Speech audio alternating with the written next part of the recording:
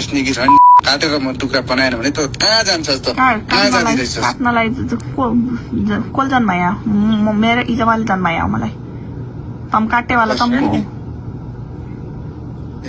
पैसा दिए भन्दा पनि पैसा मान्छेको जिन्दगी के तम्रो त मद्दो मादो त्यो काटल तम्रो हातमा छ मेरो मम्मीको र मेरो मम्मी बाबाको भगवानको हातमा छ अरू कसैको हातमा छैन म आफ्नो मेरो पैसा दिदे हाम्रो लागेको पैसा दे अनि जान्छस् जान्छस् आफ्नो बाटो तता आज चाहिँ मैले एउटा सानो भिडियो क्लिप गरेको केटीको तर्फबाट एउटा मान्छेले सोसियल मिडियामा फेसबुकतिर हालेको देखेको थिएँ।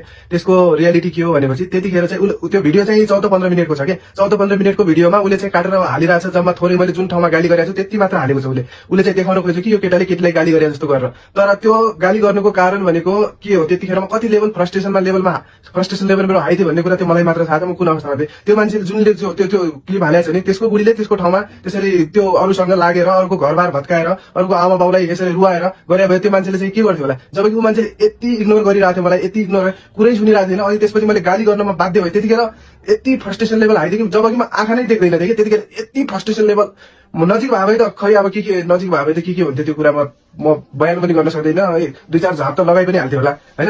म झुट चाहिँ बोल्दैन मैले किन झुट बोल्ने हो उसले त्यतिसम्म गरेपछि मैले चाहिँ अनि उसले त्यति गाली त मैले आफ्नो बुढी अरूसँग लाग्यो भनेपछि मैले त्यो त गाली त स्वाभाविक मेरोबाट निक्लिन्छ। हजुरहरूले पनि मलाई आफ्नो ठाउँमा राखेर हेर्नुहोस् हजुरले त्यस्तो गरेपछि उसलाई कसले फुलमाला लगाइदिन्छ त उसले चाहिँ यति इग्नोर गर्थ्यो भनेपछि म हजुरलाई भिडियो क्लिप देखाउँछु। उसले चाहिँ कतिसम्म मलाई इग्नोर गर्थ्यो भनेर उतिले छोड्न भनेर पाउँछ तैँले मुखले छोड्न भनेर पाउँछ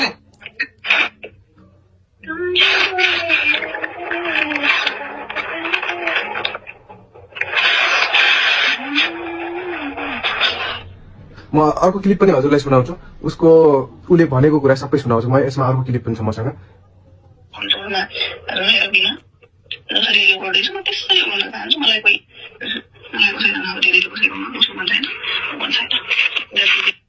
म अर्को पनि क्लिप सुनाउँछु हजुरलाई जुन चाहिँ हामी 3 जना बीचमा कुरा भएको छ उसको बाबा म र त्यो केटीको बीचमा कुरा भएको छ। यो पनि हजुरले सबैले ध्यान दिएर सुनिदिनु। अहिले आएर